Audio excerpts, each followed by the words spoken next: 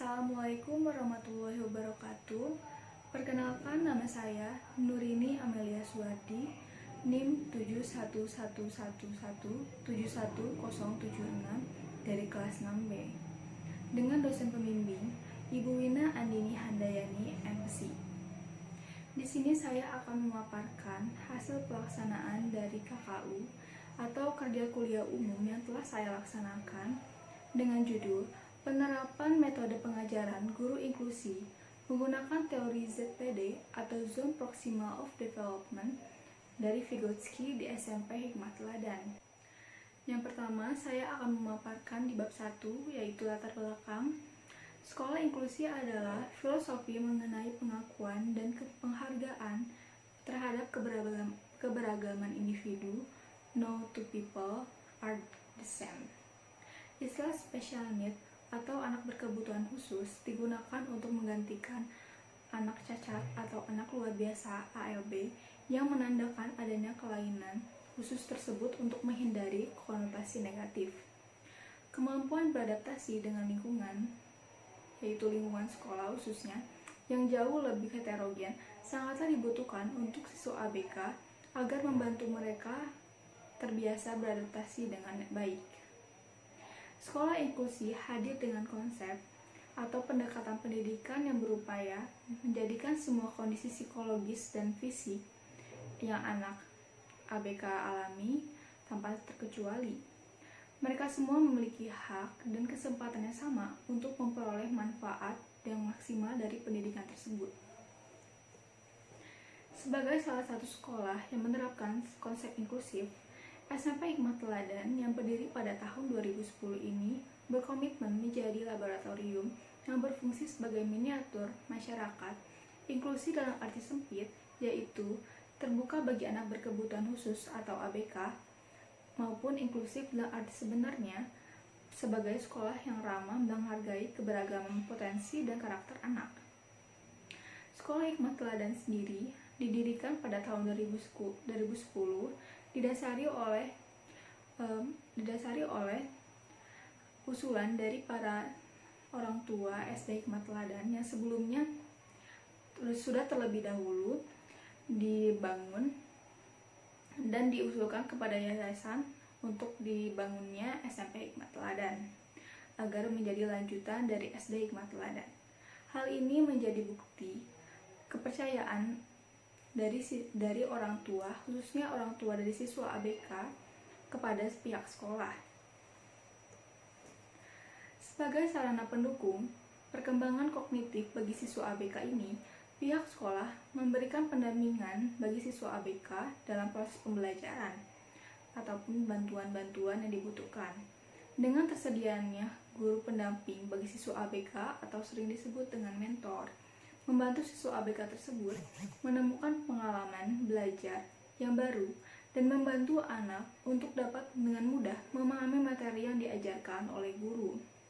Jadi, untuk pihak sekolah sendiri, mengapa menggunakan kata mentor bagi guru pendamping ini?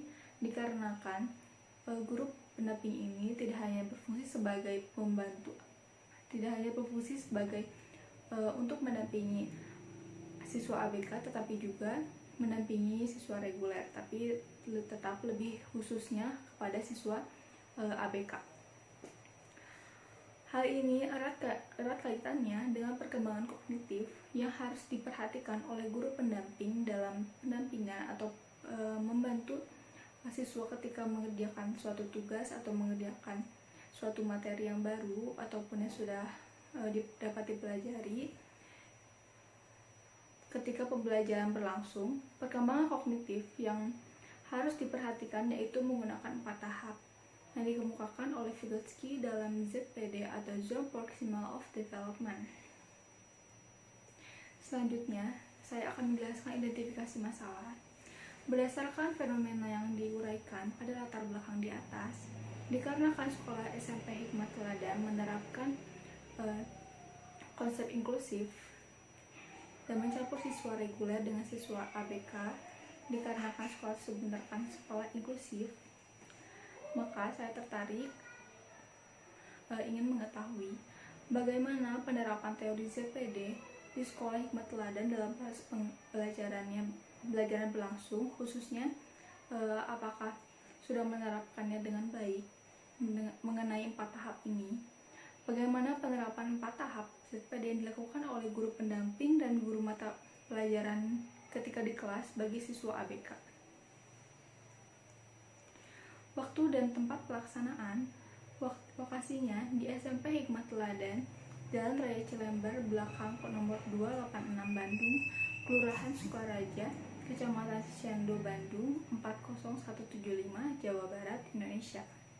Waktu pelaksanaan kegiatan kerja kuliah umum ini dimulai dari bulan Februari 2020 sampai dengan bulan Mei 2020. Untuk landasan teori sendiri, definisi konseptual yang saya ambil dari Vygotsky yaitu mengenai ZPD. ZPD adalah ZPD is distance between the actual developmental level as determined through independent problem solving and the level of potential development as determined through problem solving under adult guidance or in collaboration with more capable peers. Yang berarti jarak antara kemampuan siswa untuk melakukan tugas di bawah bimbingan orang dewasa atau dengan kolaborasi teman sebaya dan pemecahan masalah secara mandiri sesuai dengan kemampuan siswa, di mana Vygotsky mengemukakan 4 tahap. Yang pertama ada more dependence to other stage, yang kedua less dependence external assistance stage, yang ketiga internalization and automatization stage, dan terakhir the automatization stage.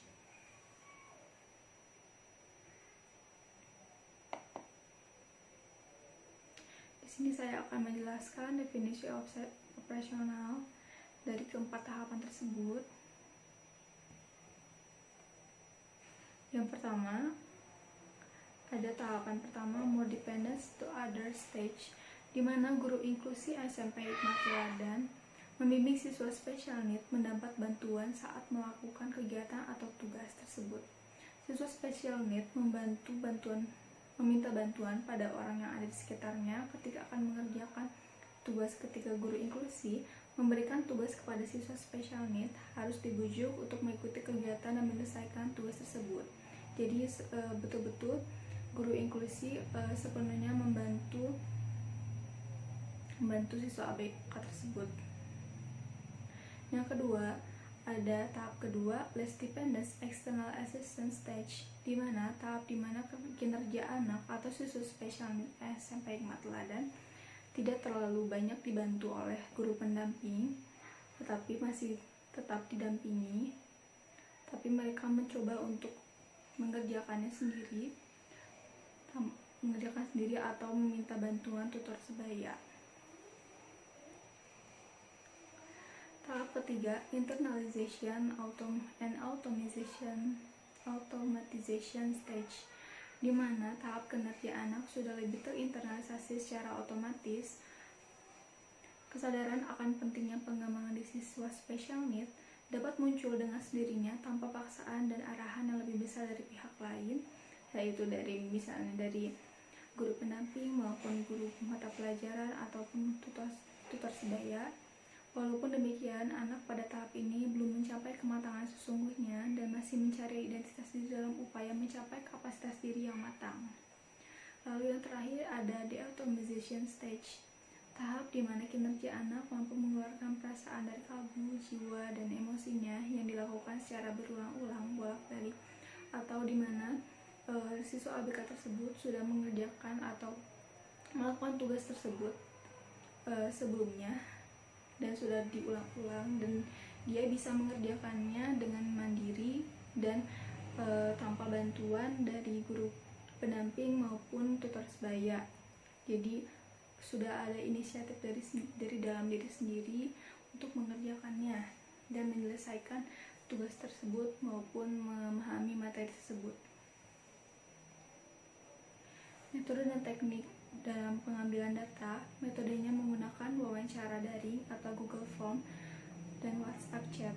Mengapa Mengapa saya memilih metode seperti ini? Dikarenakan adanya pandemi COVID-19 yang tidak memungkinkan saya untuk mengambil data secara langsung, dan juga adanya keterbatasan dalam observasi pun saya tidak bisa melaksanakan dengan observasi karena adanya COVID-19 ini. Dilakukan kepada wakil kepala sekolah bidang kurikulum atau menangkap sebagai guru mata pelajaran dan juga 2 guru pendamping siswa ABK. Lalu proses pengumpulan data yang saya laksanakan ini, yang pertama memberikan surat izin dari fakultas ke SMP Hikmat Teladan pada tanggal 17 Februari 2020.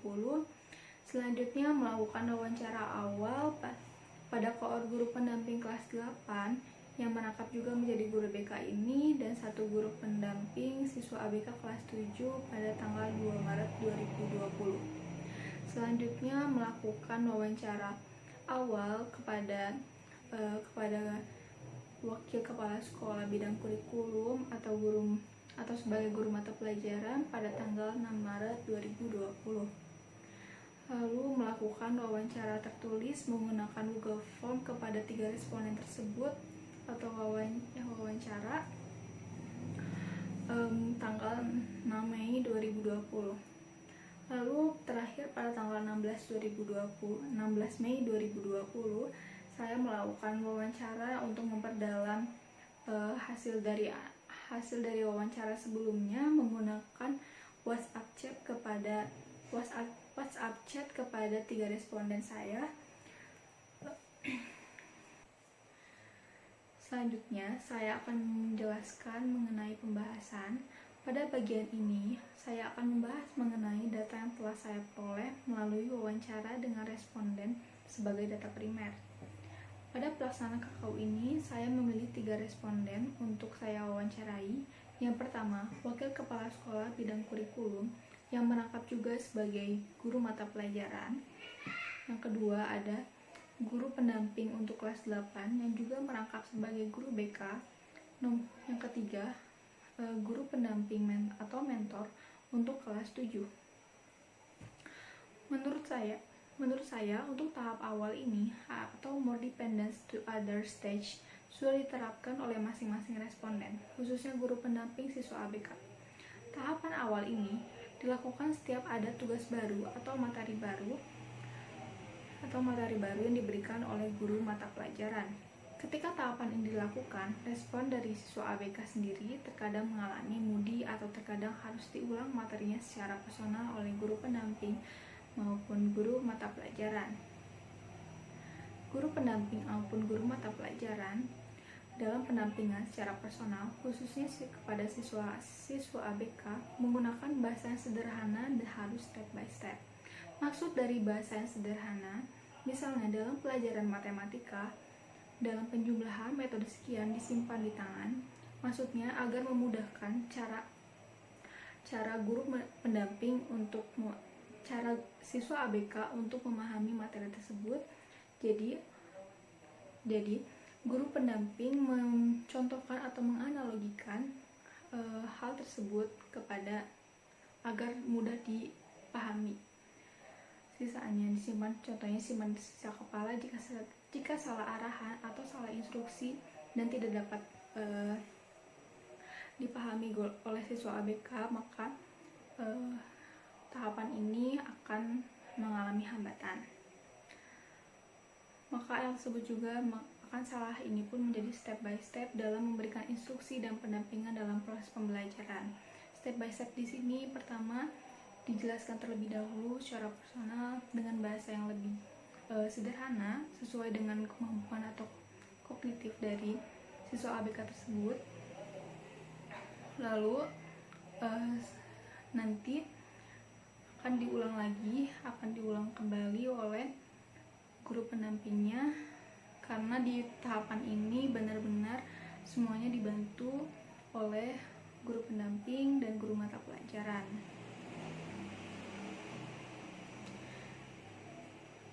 Yang kedua, dari Tiga responden di atas, menurut penulis, sudah dapat menerapkan tahap kedua ini, less dependence external assistance stage. Tahap di mana kinerja anak tidak lagi terlalu banyak mengharapkan bantuan dari pihak lain, tetapi lebih kepada self-assistant atau lebih banyak anak membantu dirinya sendiri. Banyak dari siswa ABK, menurut guru pendamping, terkadang lebih senang mengerjakan tugasnya secara mandiri walaupun tetap butuh pendampingan dari mentor maupun tutor sebaya. Pendampingannya pun tidak selalu dilakukan. Hanya ketika anak mulai kebingungan dengan sigap, biasanya mentor mulai mendampingi saat itu. Jadi ketika anak tersebut sudah mulai kebingungan, bisa terlihat dari gerak-gerik si anak tersebut. Misalnya, anak tersebut melihat ke kanan kiri ataupun dan lain sebagainya. Terkadang anak ABK tersebut merasa malu untuk bertanya atau memang bisa malu untuk bertanya, sehingga di sini dituntut kepekaan dari guru pendamping untuk lebih sigap dalam membantu atau mendampingi anak ABK tersebut. Siswa ABK, pendampingannya pun tidak selalu hanya ketika anak mulai kebingungan. Maksud dari pendampingan di sini di mana guru pendamping mengajarkan secara personal mengenai materi atau tugas diberikan oleh guru mata pelajaran, dan hal ini tidak selalu pendampingan kepada siswa ABK ketika materi yang sudah pernah pernah dilakukan, atau tetapi guru pendamping mencoba untuk sedikit demi sedikit mengurangi pendampingan ketika proses pembelajaran berlangsung. Hal ini agar siswa ABK bisa lebih mandiri dan meningkatkan kognitifnya ketika proses pembelajaran berlangsung, dan memandirikan anak tersebut agar bisa lebih berkembang. Yang ketiga, tahapan ketiga ini atau internalization and automatization stage, di mana tahap ini guru pendamping atau mentor dan tutor sebaya tidak lagi banyak membantu siswa ABK dalam mengerjakan tugas, di mana siswa ABK berhasil menumbuhkan rasa kemandirian yang bersumber dari diri dan lingkungan sekitarnya ketika mengerjakan tugas tersebut. Responden sudah menerapkan kepada siswa ABK dengan cara menstimulus siswa tersebut agar mengerjakan tugas secara mandiri dan sudah menjadi kebiasaan yang dilakukannya, sehingga tidak memerlukan bantuan dari guru dan guru pendamping maupun tutor sebaya. Biasanya guru menstimulasi siswanya dengan gambar-gambar agar siswa tersebut lebih memahami materi dan tugas yang diberikan. Jadi guru pendamping agar menumbuhkan inisiatif dari anak tersebut atau siswa ABK tersebut dan bisa lebih automation dari dalam dirinya untuk mengerjakan tugas tersebut. Biasanya para guru ketika mengajar menggunakan gambar-gambar yang menarik, dan itu berhasil untuk menjadikan stimulus agar si siswa ABK tersebut dapat mengerjakannya dengan baik dan mengerjakannya secara mandiri. Lalu yang terakhir, dari pernyataan ketiga responden ini sudah dapat menerapkan tahap keempat atau de-automatization stage, di mana tahap ini siswa ABK melakukan automatisasi kinerja yang mengarah pada proses pengulangan fungsi setiap kali menerapkannya di luar lingkungan sekolah, yaitu di luar lingkungan sekolah itu misalnya di rumah. Pihak sekolah, khususnya guru pendamping, pun selalu berkomunikasi dengan pihak orang tua untuk mengecek perkembangan dari siswa ABK-nya tersebut. Membuat tugas berbasis keluarga, misalnya karena SMP Hikmat Teladan berbasis agama Islam, maka biasanya yang diberikan yaitu mata pelajaran taklif, yaitu tugas tahajud berjamaah di rumah. Biasanya ditugaskan anak sebagai imam di dalam anggota keluarganya, yang lain jadi makmum. Misalnya bacaannya menggunakan surat dan ayat pilihan yang sudah ditentukan oleh guru taklif, dan itu selalu dikomunikasikan bagaimana perkembangannya dan menggunakan buku atau agenda di rumah dari orang tua kepada guru pendamping, sehingga ketika di luar sekolah pun guru pendamping dapat pihak sekolah pun dan guru pendamping pun dapat mengetahui bagaimana perkembangan dari siswa tersebut. apakah yang sudah diterapkan di sekolah diterapkan juga di rumah atau bagaimana. Jadi itu tergantung dengan perkembangannya. Tapi menurut guru pendamping yang saya wawancarai, dari hasilnya banyak sekali peningkatan, dan menurut wakil kepala sekolah pun kalau untuk dari bidang sosial ada peningkatan untuk siswa ABK, namun dari bidang akademik mungkin naik tapi belum terlalu signifikan. Baiklah, kesimpulannya dari hasil analisis yang penulis dapatkan dapat disimpulkan bahwa pihak guru mata pelajaran di SMP Hikmat Teladan sudah cukup baik dalam menerapkan ZPD atau Zone Proximal App Development bagi siswa ABK ketika proses pembelajaran berlangsung. Dan dapat disimpulkan juga pihak guru pendamping siswa ABK di SMP Hikmat Teladan sudah cukup baik dalam menerapkan ZPD bagi siswa ABK ketika proses pembelajaran berlangsung, tapi harus dioptimalkan ketika pendampingan dan lain sebagainya. Pihak sekolah di SMP Hikmat Teladan pun sudah dalam proses pembelajaran. Baiklah, cukup sekian pemaparan dari hasil pelaksanaan KKU yang sudah saya jelaskan atau hasil kerja kuliah umum. Semoga bermanfaat bagi semuanya dan dapat diterapkan dan dapat disempurnakan lebih baik. Lalu mohon maaf jika banyak kesalahan dari tutur kata saya. Wabillahi taufiq wal hidayah. Wassalamualaikum warahmatullahi wabarakatuh.